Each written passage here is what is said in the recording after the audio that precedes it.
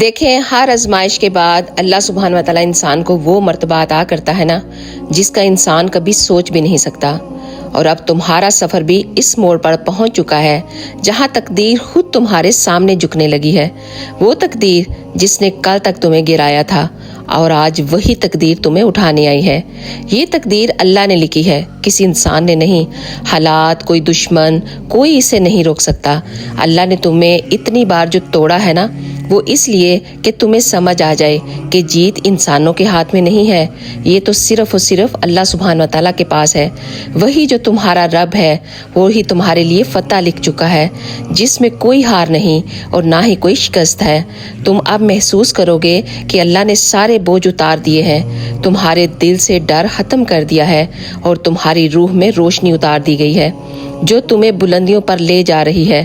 جو دروازے تم نے اپنے لیے بند دیکھے تھے نا، اب وہی دروازے تمہارے لیے اللہ کی رحمت بن جائیں گے۔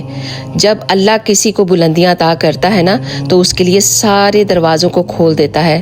تمہاری مشکلیں آسانیوں میں بدل جاتی ہیں اور ہر ناکامی تمہارے لیے کامیابی کی سیڑھی بن جاتی ہے۔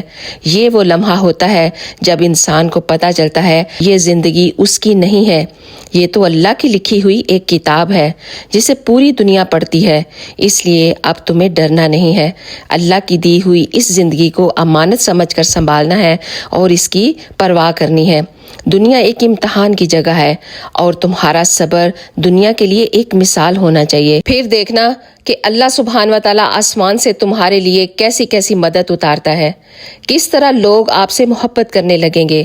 آپ کو پتہ بھی نہیں چلے گا کہ یہ صرف اور صرف اس لیے ہے کہ اللہ تمہارے حق میں بہتری کا فیصلہ کر چکا ہے، اور دنیا کی کسی انسان میں طاقت نہیں اللہ کے فیصلے کو چیلنج کر سکے۔